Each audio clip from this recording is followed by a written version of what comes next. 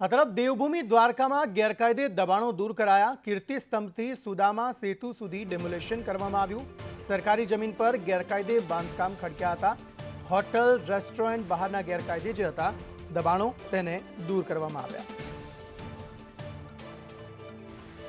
સરકારી જમીન પર જે ગેરકાયદે બાંધકામ ખડકી દેવામાં આવ્યા હતા તેને દૂર કરાયા છે। દ્વારકામાં જગત મંદિર જતો જે મુખ્ય માર્ગ છે તેની આસપાસ જે પણ ગેરકાયદે દબાણો હતા તેના વિરુદ્ધ કાર્યવાહી જે છે તે છેલ્લા ઘણા સમયથી ચાલી રહી છે।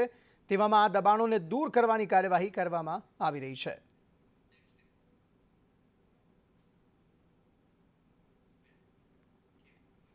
તરફ વાત રાધનપુરની। રાધનપુરમાં દૂષિત પાણીને લઈ મહિલાઓમાં ભારે રોષ જોવા મળ્યો। દૂષિત પાણીના નમૂના સાથે નગરપાલિકામાં રજૂઆત કરવામાં આવી। રાધનપુર નગરપાલિકામાં પ્રમુખ નહીં પરંતુ પતિનું શાસન છે। પ્રમુખના પતિ ઉપપ્રમુખની ખુરશીમાં બેઠેલા દેખાયા। કોંગ્રેસ કોર્પોરેટરે વિડીયો ઉતારતા તેમણે ખુરશી છોડી। પ્રમુખના પતિ વિક્રમ જોશી ખુરશી છોડીને ભાગ્યા હતા। વોર્ડ નંબર 1માં દૂષિત પાણીથી મહિલાઓમાં ભારે રોષ જોવા મળી રહ્યો છે।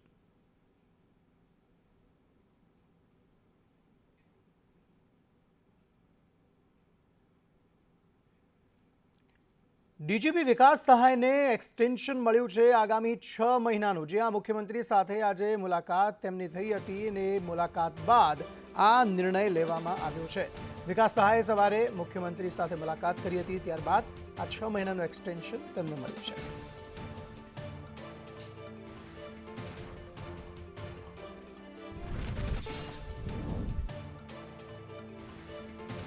તરફ દહેગામના ઝાંક ગામમાં 106 બાળકોને ફૂડ પોઈઝનિંગની અસર થઈ। જેએમ દેસાઈ સ્કૂલના બાળકોને ફૂડ પોઈઝનિંગની અસર થઈ। સ્કૂલના છાત્રાલયમાં ભોજન આરોગ્યા બાદ આ તકલીફ જોવા મળી। બાળકોને આંખે ઝાંખું દેખાવાની પણ સમસ્યા થઈ છે।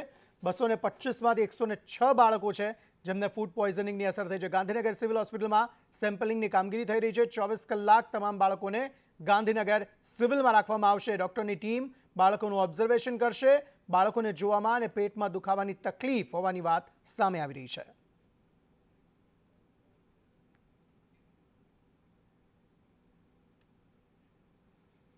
તરફ વલસાડના કપરાડામાં ફૂડ પોઈઝનિંગની ઘટના બની। કેડઘા ગામે 7 લોકોને ફૂડ પોઈઝનિંગની અસર થઈ। ભોજન બાદ તબિયત લથડતા તેમને સારવાર માટે ખસેડવામાં આવ્યા। રાઈસ મિલમાં પાણી પીધા બાદ તેમણે ભોજન લીધું હતું। હેલ્થ વિભાગે પાણીના સેમ્પલ લઈ વધુ તપાસ હાથ ધરી છે। અંકલેશ્વરના ભડકુદરા ગામે ગેલેરીનો ભાગ ધરાશાયી થઈ ગયો। તોરલ એપાર્ટમેન્ટની ગેલેરીનો એક ભાગ ધરાશાયી થઈ ગયો। એપાર્ટમેન્ટની ગેલેરી ધરાશાયી થતાં અહીં દોડધામ મચી હતી। સદનસીબે કોઈ જાનહાનિ નથી થઈ।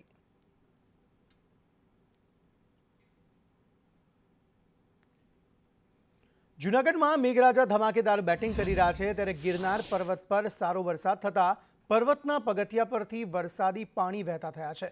વરસાદી સિઝનમાં ગિરનાર પર્વતનો આ અદ્ભુત નજારો જોવા મળી રહ્યો છે। જાણે પ્રકૃતિ લીલી ચૂંદડી ઓઢીને 16 કળાએ ખીલી ઉઠી હોય તેવું લાગી રહ્યું છે।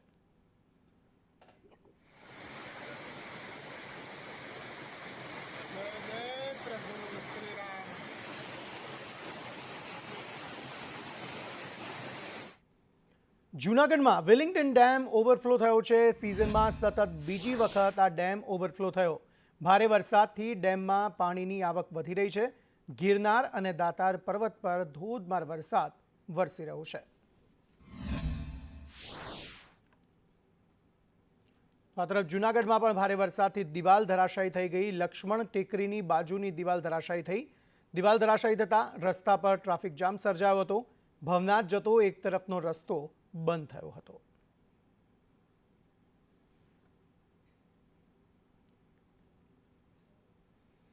રાજકોટમાં ઉપલેટામાં મેઘરાજાની ધમાકેદાર એન્ટ્રી જોવા મળી। ઉપલેટા અને ગ્રામ્ય પંથકમાં ધોધમાર વરસાદ વરસ્યો।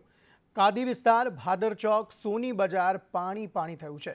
શાક માર્કેટ રોડ, બસ સ્ટેન્ડ ચોકમાં પણ પાણી ભરાયા।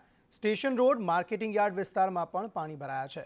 ભારે વરસાદને લઈ રોડ ઉપર પાણી વહેતા થયા હતા।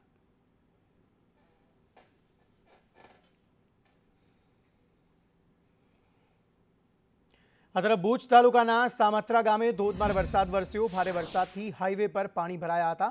ભુજ નખત્રાણા રાજ્ય ધોરીમાર્ગ પર પાણી ભરાયા હતા। હાઈવે પર પાણી ભરાતા વાહન ચાલકોને હાલાકી પડી હતી।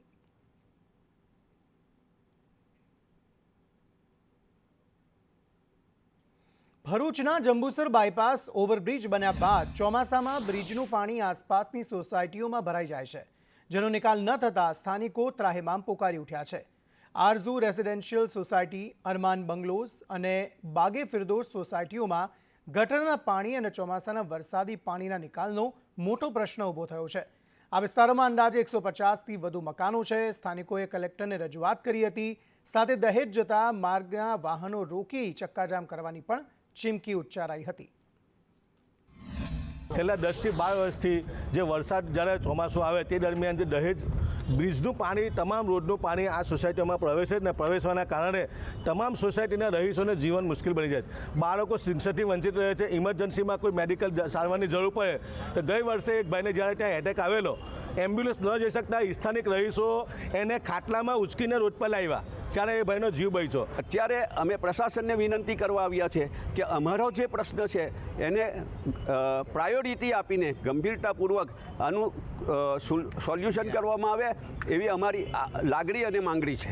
આ જો ઉકેલ ન આવે તો કદાચ તમામ સોસાયટીના રહીશો ગાંધી ચિંધ્યા માર્ગે આંદોલન કરે એમાં કોઈ શંકાને સ્થાન નથી।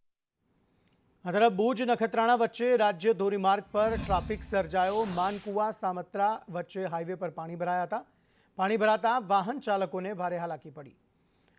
ડાકડાઈ ગુરુકુળ પાસે રોડ પર પાણી ભરાઈ ગયા હતા।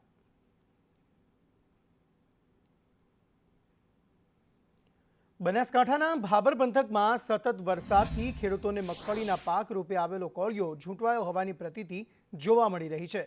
સુથાર નેસડી ગામના 150 ખેડૂતોએ 250થી વધુ હેક્ટર જમીનમાં મગફળીનું વાવેતર કર્યું છે। સમગ્ર વિસ્તારમાં છેલ્લા 10 દિવસથી સતત ઝરમર વરસાદના પગલે મગફળીનો પાક કોહવાઈ જતા જગતના તાતને રોવાનો વારો આવ્યો છે। છેલ્લા 10 દિવસથી ઝરમર વરસાદમાં આજે સુથાર નેસડી ગામમાં લગભગ 200થી 250 હેક્ટરમાં મગફળીનો પાક જે તૈયાર હતો, ખેડૂતના મોઢે આવેલ કોળિયો કહેવાય કે છીનવાઈ ગયો।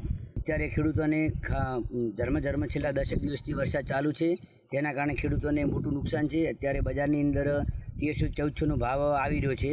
વરસાદને કારણે મગફળી બગડી છે। વરસાદ પડવાને કારણે મગફળી કાળી થઈ ગઈ છે અને દાણા પણ બગડવા માંડ્યા છે અને મગફળીમાં મોટું નુકસાન થઈ રહ્યું છે।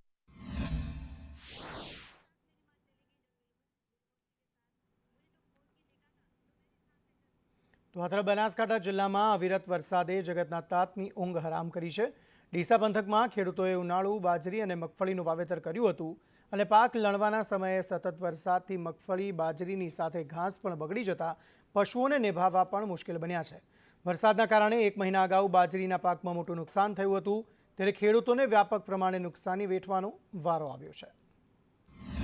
વરસાદ પડી રહ્યો છે બહુ, અને જ્યારે એનો પાક પૂરેપૂરાના દિવસો પૂરા થઈ રહ્યા એટલે મગફળી તો ઉખાડવી તો પડે, ખોદવી જ પડે। પણ જ્યારે મગફળી ખોદી અને કંઈ 2-3 દિવસની અંદર લેવાની હતી ત્યારે વરસાદ રહી જાય એવી વાત જોઈ રહ્યા, પણ વરસાદ ગતો રહ્યો નથી, એટલે મગફળી ખોદેલી પણ ઉગી જાય છે અને ખૂબ બગડી છે। એટલે બધી વરસાદ ચોમાસું આવ્યું એટલે બધું બગડી ગયું છે અને બધી હળીને ઉગી ગઈ છે, એટલે હવે સાહેબ ઘાસને ચારા માટે, ઢોરા માટે તકલીફ છે। મગફળીમાં પૂરેપૂરું નુકસાન છે। મગફળીમાં જે મગફળી ફોફા બે છે એ પણ હળી જાય અંદર, અને સાર વરસાદના લીધે છે, અને ઉપર જે સાર હતી એ સારી બધી વરસાદના લીધે હળી ગઈ છે। રાજકોટમાં પાણીજન્ય અને મચ્છરજન્ય રોગચાળામાં વધારો થયો છે। ગત સપ્તાહમાં મેલેરિયાના 2, ડેન્ગ્યુનો 1 કેસ નોંધાયો છે, જ્યારે તાવના 958 કેસ, શરદીના 642 જેટલા કેસ નોંધાયા। ઝાડા ઉલટીના 229, ટાઇફોઇડ તાવના 2 કેસ નોંધાયા। આરોગ્ય વિભાગે વરસાદને લઈ માર્ગદર્શિકા જાહેર કરી છે। તો ગત સપ્તાહે મેલેરિયાના 2 કેસ, ડેન્ગ્યુના 1 કેસ અને ચિકનગુનિયાના કોઈ પણ કેસ નોંધાયેલ નથી।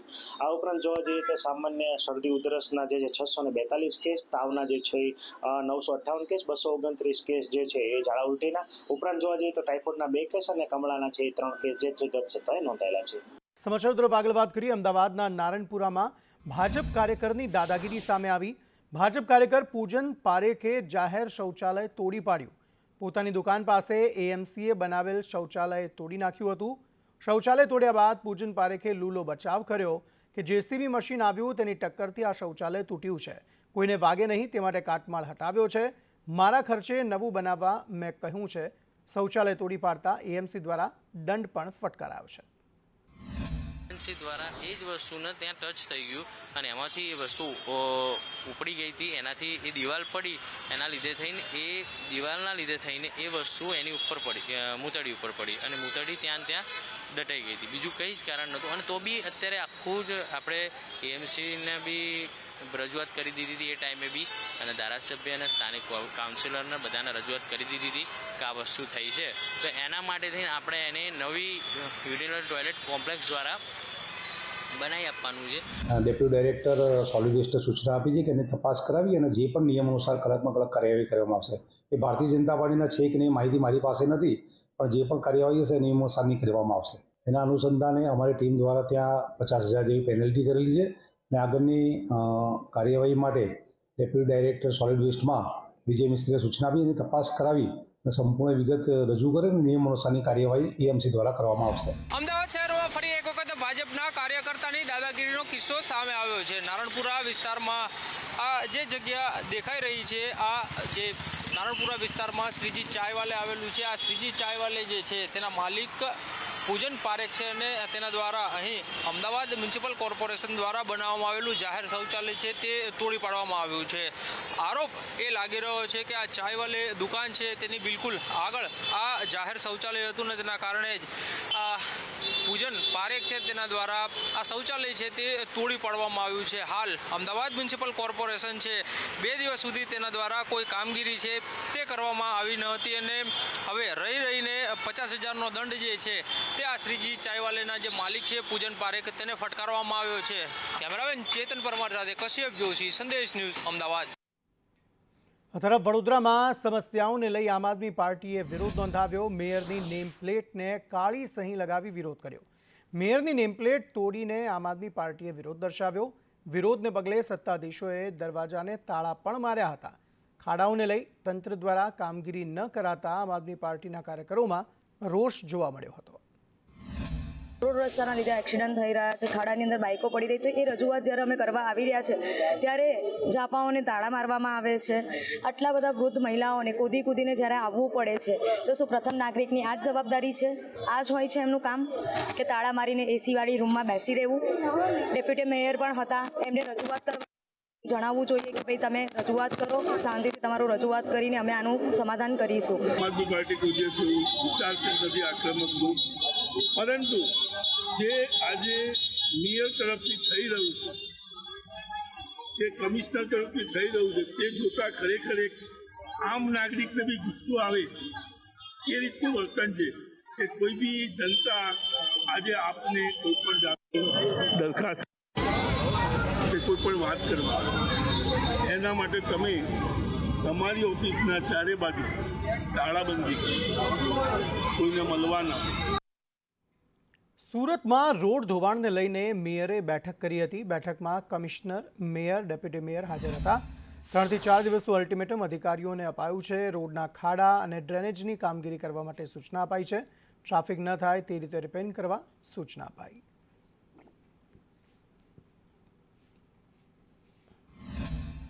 જાતે જ મેટ્રોના અધિકારી સંકલન કરી બંને સાથે ફરી જે 3-4 દિવસમાં ડ્રેનેજ તૂટી છે, સ્ટ્રોમ ડ્રેનેજ તૂટી છે, તેને 3 થી 4 દિવસમાં એને રિપેરિંગ કરે. જ્યાં ખાડા પડ્યા છે એ તાત્કાલિક રિપેર કરવામાં આવે. એ 3 થી 4 દિવસમાં આ તમામ કામ પૂર્ણ કરવા અલ્ટિમેટમ આપ્યું છે અને રોજ જ સાંજે એનું રિપોર્ટિંગ કમિશનરશ્રી અને મેયરશ્રીને મળી જાય. રમતગમત, યુવા સાંસ્કૃતિક બાબતોના મંત્રી હર્ષ સંઘવી વિદેશ પ્રવાસે છે. સ્વિટ્ઝરલેન્ડમાં હર્ષ સંઘવી એક બેઠકમાં હાજર રહ્યા. Association of national Olympic committee સાથે આ બેઠક યોજાઈ હતી. એન થેનારેસન, અશ્વિની કુમાર પણ આ બેઠકમાં હાજર હતા. ભારતીય ઓલિમ્પિક એસોસિએશનના પ્રેસિડેન્ટ પણ તેમાં હાજર હતા. સમાચાર તરફ આગળ વાત કરીએ. મહીસાગરમાં દાખલો કઢાવવા લોકો રાહ જોઈ રહ્યા છે, કારણ કે લુણાવાડા નગરપાલિકામાં સ્ટેશનરી જ ખૂટી પડી છે. પાલિકા કચેરીમાં સ્ટેશનરી ન હોવાના બોર્ડ લાગ્યા. જન્મ મરણના દાખલા માટે અહીં લોકો ધક્કા ખાઈ રહ્યા છે. સ્ટેશનરી ન હોવાથી દાખલા નહીં નીકળે તેવું બોર્ડ લગાવવામાં આવ્યું. જન્મ મરણની શાખાની અંદર જે દાખલા માટેની સ્ટેશનરી જિલ્લા આરોગ્ય ખાતામાંથી પૂરી પાડવામાં આવે છે. ત્યાં તપાસ કરતાં સ્ટેશનરી શોર્ટેજમાં હોય 8મી તારીખ પછી અવેલેબલ થશે એવું 8મી તારીખ સુધીમાં આવી જશે એવું કહ્યું છે. આ બાબતે રજૂઆત આપી નગરપાલિકા દ્વારા માંગણી કરવામાં હા, માંગણી દ્વારા નગરપાલિકા દ્વારા ભૂતકાળમાં બી વચ્ચે જ્યારે શોર્ટેજ હતી ત્યારે ગાંધીનગર લેખિતમાં બી રજૂઆત કરવામાં. મહીસાગર જિલ્લાના મુખ્ય મથક લુણાવાડા ખાતે આવેલી નગરપાલિકાની અંદર સ્ટેશનરીની કમી હોવાના કારણે જન્મ મરણના જે પ્રમાણપત્રો હોય છે તે અટકી પડ્યા છે ને તેના કારણે લોકોને હાલાકીનો સામનો કરવો પડી રહ્યો છે. હું આપને દ્રશ્યો બતાવવા માગીશ કે નગરપાલિકા દ્વારા બોર્ડ ચિપકાવી દેવામાં આવ્યા છે નગરપાલિકાની બહાર કે જ્યાં સ્પષ્ટપણે લખવામાં આવ્યું છે કે જિલ્લા પંચાયતની સ્ટેશનરી મળે જન્મ મરણના જે પ્રમાણપત્રો છે તે કાઢી આપવામાં આવશે. જો કે આ બોર્ડના કારણે અહીંયા જે લોકો દરરોજ મુલાકાત લેતા હોય છે જેમને જન્મના પ્રમાણપત્રની જરૂર છે તેવા લોકો અહીંયા નગરપાલિકાના ધર્મધક્કા ખાય છે કે મહીસાગર જિલ્લા ખરી કચેરી ત્યાંથી કોરા સર્ટિફિકેટ ઇસ્યુ કરવામાં આવશે, ત્યારબાદ દાખલા કામગીરી શરૂ કરવામાં આવશે. ક્યારથી આ બંધ છે? 2 દિવસથી. હવે ક્યાં સુધીમાં આવી જાય એવું લાગે છે? ત્યાંથી અમને રિપોર્ટ મળ્યો કે 8 તારીખ સુધી દાખલા મળી રહેશે. 8 તારીખ તો તારીખ સુધી જેમને જરૂર છે એ લોકો એનું સૌ કહી ના શકે જ્યાં સુધી રિપોર્ટ અમારી પાસે આવશે દાખલા કોરા. કૌશિક જોશી, સંદેશ ન્યૂઝ, મહીસાગર. આ તરફ ભાવનગરના વલભીપુરમાં તંત્રની બેદરકારી સામે આવી. નાળાનું કામ ચાલુ છતાં ડાયવર્ઝન આપવાનું ભૂલાયું હતું. હાઈવે પર ટ્રાફિક જામ સર્જાતા વાહન ચાલકોને હાલાકી પડી. એજન્સી દ્વારા સાઇનબોર્ડ ન મુકાતા ભારે હાલાકી પડી છે. એક જ દિવસમાં 3 જેટલા નાના મોટા અકસ્માત પણ થયા છે. ઉપર ભાવનગર, રાજુલાથી અમદાવાદ, મુંબઈ, સુરતનો મુખ્ય રસ્તો છે, ડાયવર્ઝન નથી અને અત્યારે એ જ નાળા પર એક સિંગલ પટ્ટીનું ડાયવર્ઝન આપ્યું છે એટલે ટ્રાફિકને બહુ સમસ્યા થાય છે. કોઈ પણ સાઇનબોર્ડ પણ મારવામાં આવ્યું. હા, એ મોટી દુર્ઘટના થશે અથવા મોટો અકસ્માત થશે તો જવાબદાર એજન્સી રહેશે કે સરકારના અધિકારીઓ રહેશે એ પણ ખબર પડતી નથી અત્યારે. ખેડા ડાકોરમાં MGVCLની ઓફિસ ભગવાન ભરોસે જોવા મળી રહી છે. એક મહિલા સિવાય તમામ કર્મચારીઓએ ગુલ્લી મારી દીધી. રિટાયર્ડ કર્મીના વિદાય સમારંભ માટે આ ગુલ્લી મારવામાં આવી હતી. કાર્યક્રમ માણવા ચાલુ ડ્યુટીએ કર્મચારીઓએ ગુલ્લી મારી.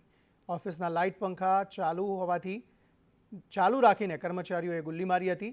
નાયબ એન્જિનિયરે કરેલી વાત જુઠ્ઠાણી સાબિત થઈ.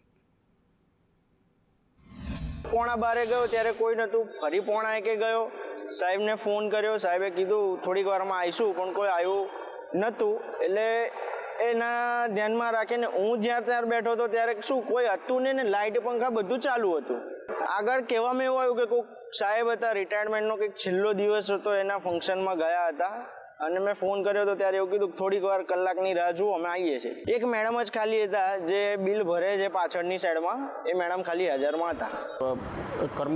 કર્મચારીઓની અંદર 50% જે સ્ટાફ હતો એમાં પહેલાં 50% ગયા, એ લોકોએ જમ્યા પછી પાછા આવ્યા અને બીજા 50% ગયા છે. અત્યારે સ્ટાફનો પ્રોગ્રામ હતો, સ્ટાફ રિટાયરમેન્ટ થયા છે એટલે 36 વર્ષ એણે નોકરી કરી એટલે એમના માનમાં એમને જમણવાર રાખેલો જીબીના સ્ટાફનો, એટલે 50% પહેલાં જમવા ગયા અને 50% પાછળથી જમવા ગયા. હા, એટલે 1 કિલોમીટર નજીક જ છે અને પોતપોતાના વ્હીકલ લઈને ગયા છે અને હમણાં બીજા 50% આવી જશે. અત્યારે છોટાઉદેપુર તાલુકા પંચાયતના અધિકારીઓ પર આક્ષેપ થયો. કારોબારી ચેરમેન રાજેશ રાઠવાએ આક્ષેપ કર્યા.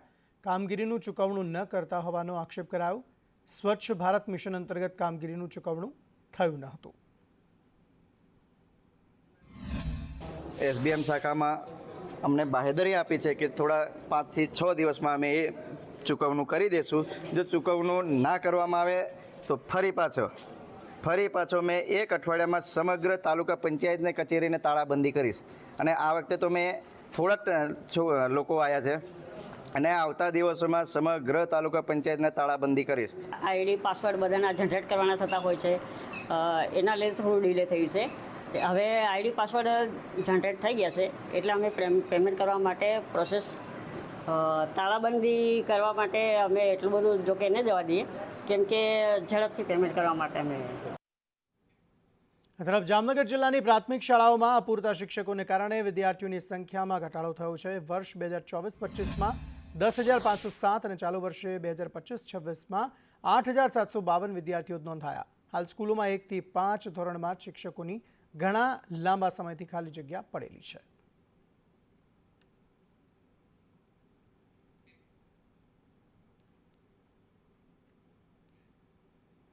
તરફ સુરતના નવા ગામમાં લિફ્ટમાં ફસાયેલા લોકોનું રેસ્ક્યુ કરવામાં આવ્યું. ડિંડોલીમાં ફ્લેટમાં વીજળી પડતા લિફ્ટ ખોટકાઈ હતી. 9 માસની બાળકી, માતા અને એક વૃદ્ધ તેમાં ફસાયા હતા.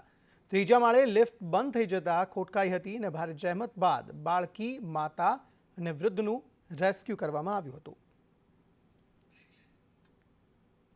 સમાચારો તરફ આગળ વાત કરીએ. આજે એક એવી વસ્તુની વાત કરવી છે જેનું રિટર્ન કદાચ શેરબજાર, જમીન અને સોનાને પણ પાછળ મૂકી દે છે. વાત છે ગુજરાતના કચ્છની એક ભેંસની. સામાન્ય રીતે જો તમે શેર બજાર, સોનું કે જમીનમાં રૂપિયાનું રોકાણ કરો છો તો એવી ગણતરી લગાવતા હોય કે એક વર્ષમાં વધીને કેટલું રિટર્ન મળશે. એક અંદાજ મુજબ શેર બજાર સામાન્ય રીતે 15%ની એવરેજથી રિટર્ન આપે છે, જ્યારે સોનાએ પાછલા એક વર્ષમાં વૈશ્વિક પરિસ્થિતિઓને આધારે ઘણું સારું રિટર્ન આપ્યું છે. પરંતુ આ ભેંસ છે જે લક્ઝુરિયસ ગાડી કરતાં પણ મોંઘી છે. ગુજરાતના કચ્છની આ ભેંસ, જેના માલિકને પાછલા 2.5 વર્ષમાં જ એમ કહી શકાય કે ડબલ રિટર્ન મળ્યું છે. આ ભેંસ જ્યારે 1 વર્ષની પાડી હતી ત્યારે તેના માલિકે તેને 7 લાખ રૂપિયામાં વેચી હતી, જે બાદ પાછલા 2.5 વર્ષમાં તેને વધુ 2 વાર વેચવામાં આવી, જેમાં પ્રથમ વાર 10 લાખ અને ત્યારબાદ 14 લાખ રૂપિયામાં ફરી વેચાઈ. કચ્છની આ અસલી બન્ની નસ્લની ભેંસ છે અને એની કિંમત છે અધધ 14 લાખ રૂપિયા. ભુજ તાલુકાના સેરવા ગામના માલધારીએ આ ભેંસ ખરીદી છે. આ ભેંસનું નામ માલધારીએ લાડલી રાખ્યું છે. લખપત તાલુકાના સનાધ્રુ ગામના માલધારી જકરિયા જતે આ ભેંસ ભુજ તાલુકાના સેરવા ગામના માલધારી શેર મામદને વેચી છે. ભેંસ ખરીદનાર માલધારી તેને ખરીદવા પાછળનું કારણ જણાવતા કહે છે કે આ અસલ બન્ની નસલની ભેંસની ઓલાદ ઉત્તમ ગુણવત્તાવાળી હોય છે. તેઓએ ખાસ તેના બચ્ચા માટે આ ભેંસ ખરીદી છે. બન્નીની ભેંસ તેના રંગ, રૂપ અને તંદુરસ્તી માટે વખણાય છે. કોઈ પણ ઋતુમાં આ ભેંસ પોતાને અનુકૂળ થઈ જાય છે. 50 ડિગ્રી ગરમી હોય કે પછી 2 થી 3 ડિગ્રી ઠંડી, આ ભેંસના દૂધમાં કોઈ ફરક પડતો નથી. તે વર્ષમાં 10 થી 11 મહિના દૂધ આપે છે, જ્યારે રોજ લગભગ 27 લીટર દૂધ આપે છે, જેના કારણે તેના ભાવ ઊંચા છે. અને એની ખાસિયત એ છે કારણ કે આપણે જોઈએ તો કચ્છને આટલું બધું અત્યારે દુષ્કાળ પડે કે ગરમી બહુ થાય તો બન્નીમાં જે પણ 45 ડિગ્રીનું જ્યારે ગરમી હોય છે તો એમાં પણ એ સર્વાઈવ કરી જાય છે એ ભેંસ. અને એ પાણી, થોડું પાણી હોય છે તો પણ એ ભેંસ સારી રીતે રહી જાય છે. ઓછું ઘાસ મળે તો પણ સારી રીતે જીવી જાય છે. તો એની બહુ સારી એવી એની ખાસિયતો છે. એ લખપત તાલુકાનું સાણંદ્રો વાંઢ કરીને ગામ છે અને બન્નીમાં શેરવા ગામના સરુ ભચુ કરીને જે ભાઈ છે તો એ ભાઈએ ખરીદી છે. આમ જોઈએ તો જ્યારે બન્નીમાં બન્ની સંગઠન દ્વારા પશુ મેળા કરવામાં આવ્યા, એ ભેંસો પહેલા તો અહીંયા 25-50 હજારમાં જતી હતી. અત્યારે સામાન્ય 5 થી 7 લાખમાં તો જાય જ છે. 10 લાખ સુધીની પણ ભેંસ જાય છે. અત્યારે 14 લાખની ભેંસ, જે બન્ની નસલની જ ભેંસ બન્નીમાં પાછી આવી છે. આ લાડલીના ચૂળ કંઠી શિંગડા અને એનું રૂપ આકર્ષક છે. બન્ની નસલની ભેંસ દાયકાઓથી તેના સ્વભાવ અને દૂધ ઉત્પાદન માટે જાણીતી છે. બન્ની નસલની ભેંસો તરણેતર જેવા મેળામાં પણ વિજેતા રહે છે. કચ્છમાં 5 થી 7 લાખમાં વેચાતી બન્ની નસલની ભેંસોના અવારનવાર સોદા થાય છે, પરંતુ 14 લાખમાં ભેંસ વેચાય તેવું ભાગ્ય જ થયું છે.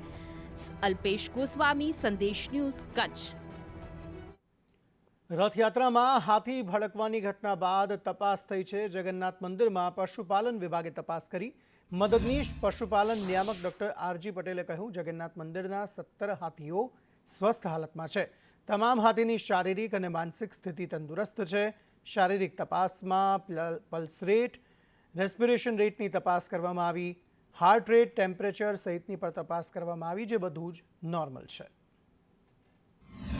રથયાત્રામાં સમાવેશ કરેલા 17 હાથીઓનું ફરી વખત અમારા પશુપાલન વિભાગ દ્વારા હેલ્થ ચેકઅપ કરવામાં આવ્યું અને માનસિક ચેકઅપ કરવામાં આવ્યું અને દરેક હાથી તંદુરસ્ત જણાવેલા છે તથા માનસિક રીતે સ્વસ્થ જણાવેલા છે. ચેકિંગમાં જનરલ આપણે શારીરિક તપાસ એની હાથીની, જેમાં pulse rate, respiration rate, heart rate, એનું ટેમ્પરેચર, એની મૂવમેન્ટ ને એ બધું ચેક કરીએ છીએ. અને માનસિકમાં જે માનસિક હેલ્થની અંદર એના માવત દ્વારા જે એને કમાન્ડ આપવામાં આવે છે, તમામ કમાન્ડ ફોલો કરતો તો તેની માનસિક સ્થિતિ પણ સારી છે.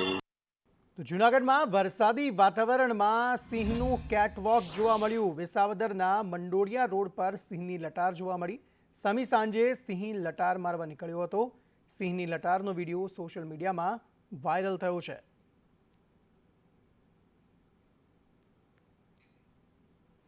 અંબાજીમાં આધુનિક ફાસ્ટેગ પાર્કિંગ બંધ છે અને આ પાર્કિંગ બંધ રહેતા યાત્રાળુઓને હાલાકી પડી રહી છે.